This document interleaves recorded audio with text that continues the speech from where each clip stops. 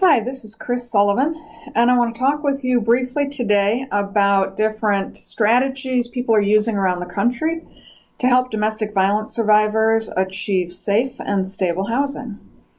So I want to be clear, first of all, who the focus is on. This is about domestic violence survivors who are also homeless or unstably housed. And of course, not all domestic violence survivors are, but there's been a lot of focus lately on how we help those who are homeless or at risk of becoming homeless either stay in their homes or achieve safe and stable housing. As many of us know, emergency shelter should just be brief and for people who are in immediate danger, and unfortunately a lot of people are staying in emergency shelter far longer than they used to, and a lot of times this is more due to lack of housing than it is about safety. So today I want to talk about how we can achieve long-term safety and housing stability for these folks.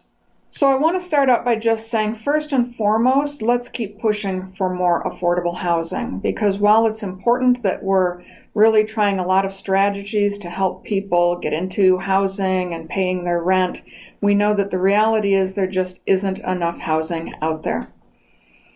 Communities also need an array of options so that the supports that are out there can be matched to people's needs. Right now, people sometimes get into transitional housing because there happens to be a slot available, or they get rapid rehousing because there happens to be a rapid rehousing available. We need to really be doing a better job at finding out from people what works for them, and then making sure that we've got that menu of options available in our communities. So I want to talk about a few different strategies today. It seems like that fairly stable survivors who've been housed, things have been going pretty well, but experienced a short-term crisis, they may just need some flexible financial assistance and very brief support. That may be all they're looking for and all they need. People who have a little bit more economic stability but may need more than that brief support, those are the folks who might benefit from rapid rehousing. And then there's a lot of folks who need more extensive help. They need more financial services for longer periods of time, may need more emotional supports, other supports. Those folks may need transitional housing or permanent supportive housing. I would argue that almost all unstably housed survivors can benefit from flexible funding and mobile advocacy. So we're going to be talking about that as well today. So this video is going to just share some of the evidence that we have for these different approaches and let you know about a website that will provide more information for you going forward. I want to talk about preventing homelessness. Some survivors, when they contact our domestic violence programs, want to stay in their homes or could stay in their homes, but they don't even know that that's an option because of either safety or finances. And I would argue a lot of the folks who are working our crisis lines or our frontline people when survivors come to our programs don't always know how to have those conversations to offer to people, we might be able to help you stay in your home. We sometimes move too quickly into, let's get you safe immediately, let's get you into shelter, let's get you into a hotel. We need to have in-depth conversations, offering options. Would you be interested in staying in your home if we could help you with changing the locks, with getting a protection order, with paying your rent for a couple of months, with helping you find a roommate? These are things that people aren't always thinking about. They're much cheaper than getting somebody into shelter. And certainly in a lot of communities, leaving your home is bound to make you homeless because of that lack of affordable housing. So they might be in a rent-controlled unit, they might be somewhere that they can afford, they might be stable with their children. We need to really have those conversations to help people stay in their homes. Because as they say, you don't know what you don't know, and so survivors don't even know that we may be able to help them with things like fixing their refrigerator or paying their rent for a few months. So can flexible funding prevent homelessness or lead somebody who's homeless into housing? Well, there's an innovative program in Washington, D.C. called DASH, the District Alliance for Safe Housing. And they had received funding from a private donor, and that's important because private donors can have more flexible funding than the government. Government tends to give you funding that's earmarked for particular things, and there are things you can't spend it on. Private donors, you can be much more flexible. So they had these wonderful private donors who said, we want you to use this flexible funding in whatever way survivors need to help them stay in their homes or get housed. And I found that to be so interesting that I asked DASH if I could do an evaluation of their services. So let me just tell you a little bit about DASH, and then I'll talk about the evaluation. DASH does provide an array of services in Washington, D.C. They have a 43-unit apartment-style shelter. They have transition to permanent scattered site housing. But the program I want to talk about briefly today is what they do through their Housing Resource Center. This is where they do homeless prevention services through advocacy and their flexible funding program, which they refer to as the Survivor Resilience Fund. So their guiding principles in when to give out this flexible funding, how to give out this flexible funding, and how much to give is they ask themselves a few questions. First, can any other organization in Washington, D.C. provide this resource? So if the person needs utility assistance, for example, there may be somebody else who could provide that for them. Second, will the grant help this person retain housing not just today but over time? It doesn't make sense to pay for somebody's rent for 1 month if there's no reason to believe that they can pay the rent the following month. Another guiding principle for DASH is that the process needs to be survivor-centered, accessible, and respectful. They really don't want people to have to come in and provide a lot of evidence for what they've been going through. They don't think that the staff should be telling survivors what they need. Instead, they listen to survivors about what it is they're asking for. The process also has to be quick. These are often urgent situations. Someone might be on the verge of losing their home, and they can't wait 2 weeks for a response. So DASH tries to make their decisions within 24 hours, and often even faster than that. So let me tell you a little bit about this evaluation study that we were able to do. First of all, we invited survivors to participate after they received the grant, not before or not during, because we didn't want them to feel coerced into being part of the evaluation study. If they said they were interested, then we did phone interviews with them 30 days after they received the grant, and then again at 3 months and 6 months to see what immediate impact the grant had on their housing and safety, but also what was going on for them 6 months later.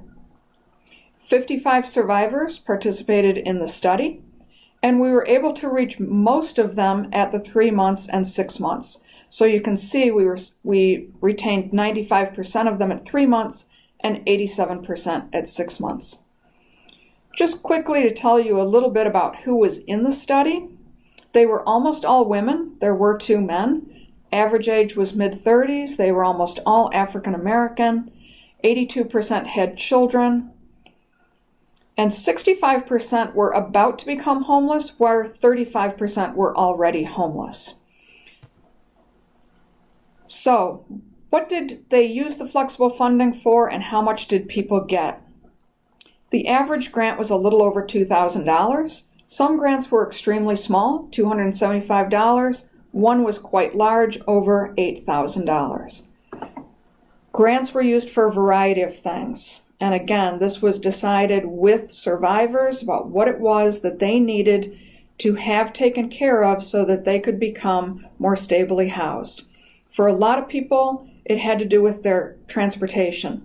Maybe the assailant had slashed their tires. Without their car getting fixed, they were going to lose their job. They couldn't get their kids to school. Then they wouldn't be able to pay the rent, so you'd have this horrible downward spiral. Very few government funds can be used to repair cars. So that was just one example of the ways in which this flexible funding was able to really be specific to each survivor's needs. Now, if you were the funder of this program, and now DASH came back to you a year later and said, this was money well spent, give us more money, what percentage of those survivors would you have wanted to see housed for you to feel like your money was well spent? Just take a second and think to yourself, what percentage of these survivors would need to be housed 6 months later for you to feel like this was a good use of funding? So the exciting news from this project is that 94% of the people were housed 6 months later. Now, that doesn't mean that everybody was doing fantastically. Obviously, like with any program, this is going to work better for some people than for others. You can see here, though, that over 3/4 of the people were up to date on their rent, stably housed and up to date on their rent. Another 12% were still stably housed. They were somewhat behind on their rent. They were still in that borrowing from Peter to pay Paul type of a situation. A few of them weren't sure how they were going to pay next month's rent, and 3 people were homeless. The process of receiving the grant was extremely important to survivors. I don't have time to get into some of the amazing quotes we heard from people, but they talked about how important the process was, how fast it was, that they weren't expected to provide a lot of evidence for what they needed, they felt cared about, and they felt that the staff were non-judgmental. So about midway through the evaluation, we realized that we could ask a couple more questions at the 6-month time period. So we asked these 2 questions. Thinking back over the last 6 months, when you went to Dash for funds, would you say that overall your life is better off, worse off, or no different? And we asked, and would you say you're more hopeful about the future, less hopeful, or no change? We asked 31 people this question. 100% said that they were better off, and 90% felt more hopeful. The other 10% said there was no change because they'd always been hopeful people. We also asked survivors in the 6-month interview if they had experienced any additional domestic violence since receiving their flexible funding. Again, we did that halfway through the evaluation, so we only asked 23 survivors this question. 91% were experiencing no further domestic violence. 1 person was still receiving harassing phone calls, and 2 were experiencing additional abuse. Overall, this was a very promising study, promising findings about flexible funding. It seems that, at least based on this study, flexible funding with very brief advocacy can be really helpful for some survivors. Certainly not all. These were folks who had been relatively stable and who were now experiencing a crisis that they just needed help to get through.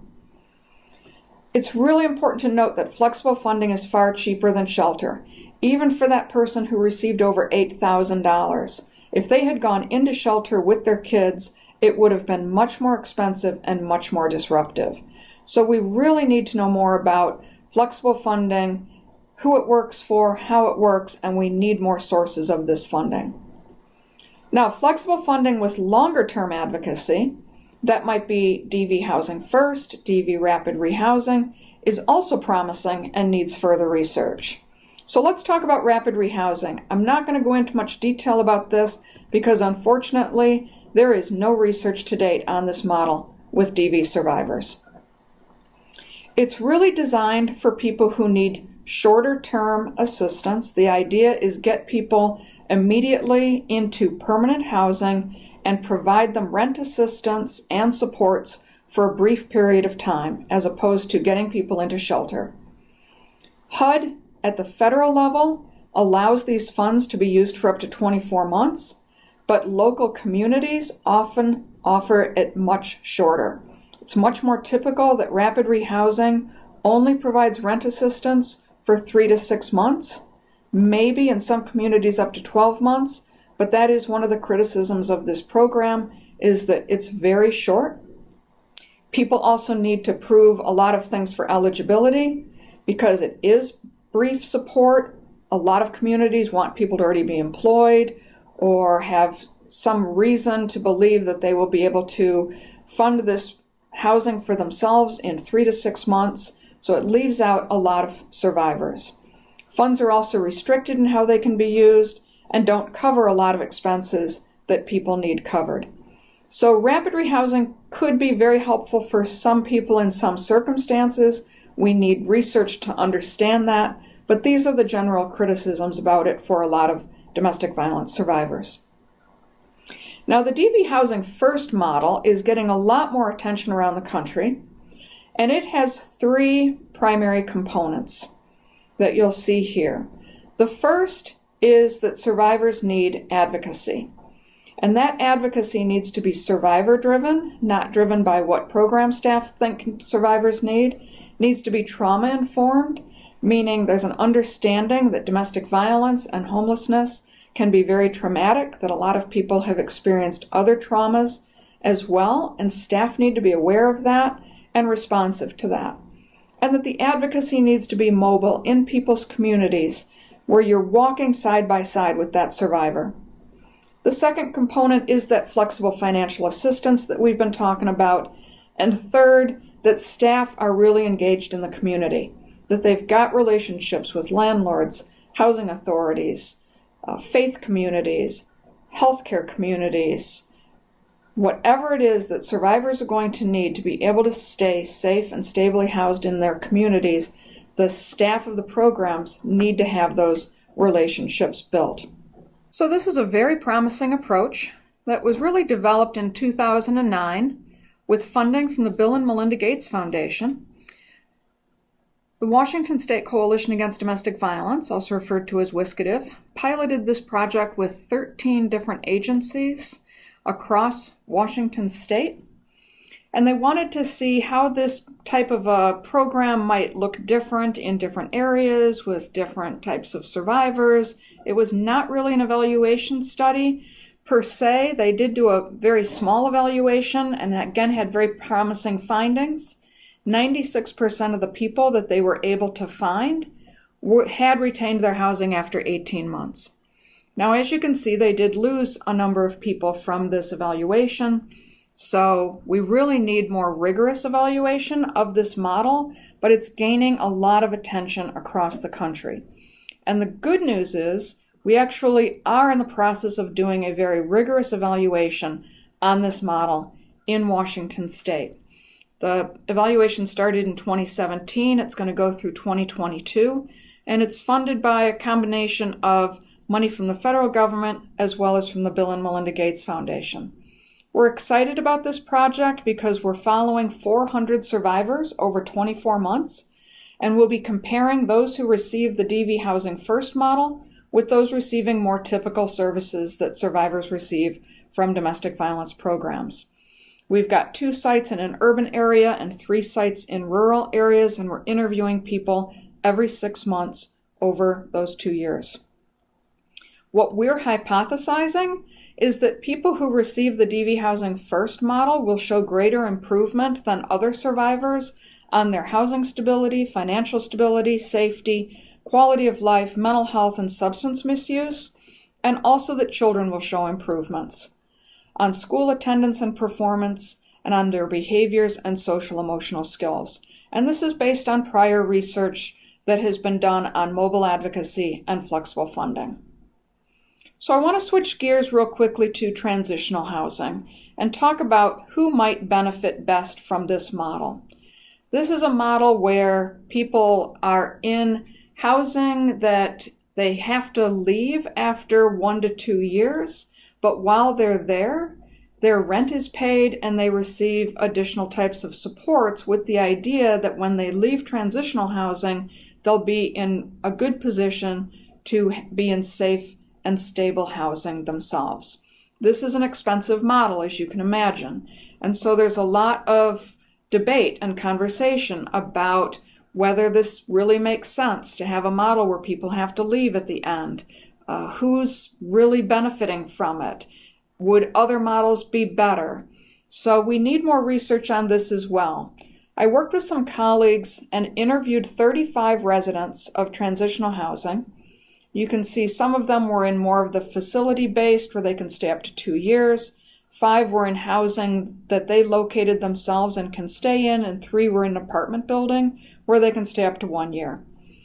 We pretty much just had conversations with them about what were they receiving from transitional housing, what led them to transitional housing, what was working for them, and asked about whether other housing options might have been preferable if they had been available. Overall, survivors who were in transitional housing really appreciated having their rent covered, no surprise there. It gave them an opportunity to prepare for paying their own rent in the future, gave them opportunities to use those funds to pay for other bills so that they could get caught up. They appreciated having staff and services either on site or very close by. They really appreciated the security procedures and the social support that they received not just from staff but from other residents who were in the apartment complex. So we did ask people if they would have preferred a program that involved permanent housing instead of transitional housing, but with similar services to what they were experiencing. We didn't use the term rapid rehousing, but that's really what we were asking about. Is we said, if it had been available in your area at the time you entered transitional housing, would you have chosen a program where you could have moved into housing that you could stay in if your rent was paid for 3 months? Now remember, these were folks who were in transitional housing where their rent was paid for at least a year, and it could be up to 2 years. 22% of them said they actually would have chosen this other program, even if their rent was only paid for 3 months. 31% would have preferred the permanent housing program if their rent was paid for 6 months, and then it was 50-50 whether they wanted transitional housing or this permanent housing if the rent was paid for 12 months. Under a circumstance where their rent would have been paid for 24 months and they would have been in housing that they didn't have to leave at the end of the program, two-thirds said that they would have preferred that. Now, interesting, if you look at this, you still had some people who wanted transitional housing, even if the rent was still paid for 2 years. So we looked at those folks. We were interested in who would have chosen transitional housing over permanent housing. And no surprise, I think, it was people who were in very high danger. People talked about that they needed the security procedures in place, that they were afraid wouldn't be in place if they were living in their own place in the community. People who said, I appreciate the social support and I would be isolated without it, were more likely to have chosen transitional housing. And people who really needed that 12 to 24 months of support to change their life circumstances, and they needed the types of support that they thought they would not receive if they were in housing of their own choosing. Those were things like they needed time for their immigration status to change because maybe they couldn't even work. They needed time to get a degree or learn a new skill. So many of these folks were in school and they felt like they needed this protected time to be able to focus on getting a degree that was going to lead them to being able to be on their own in the future. Some folks had been through so much trauma that they really needed that protected time to overcome the trauma and feel like they could be on their own. So this gave us some good insights into who really would benefit from transitional housing and who maybe would be better served by a different type of a model. So I want to just very quickly run through for you that we are building the evidence base of what's working out there. So I mentioned the DASH evaluation of flexible funding. That's now a peer-reviewed article that you're able to access. We also looked at whether the flexible funding had any positive impacts on the children. We found that it did. That's also out there in the literature. What I just mentioned about how survivors feel about transitional housing, that's in press in the Journal of Family Violence. The DV Housing First model that I talked about that Wiskative did, there's a final report that talks about the people who were housed and doing well 18 months later. There's a randomized control trial of mobile advocacy and its impact on people over 2 years. And we also did a study recently on how time-consuming and complex it is to help survivors find safe and stable housing. The reason we did that is because HUD and others want you to have a pretty high caseload. They want to know how many survivors you can work with. And we're trying to explain to people that sometimes you need to work with fewer people but more extensively. So we've published that as well. What I want to leave you with is to stay tuned, because the evidence is growing, and where you can find this evidence that I just talked about, as well as more and more evidence hopefully over time, is at this website, safehousingpartnerships.org. That's just one word, safehousingpartnerships.org. It's got all kinds of information that you could need on this relationship between domestic violence and housing. They've got data, infographics, various reports, links to articles. They talk about strategies for building partnerships across these systems. It has access to relevant federal laws, regulations, and policies around housing. And they'll provide TA and training. So I really highly recommend them, and this will be a great place for you to find more information over time. Thanks.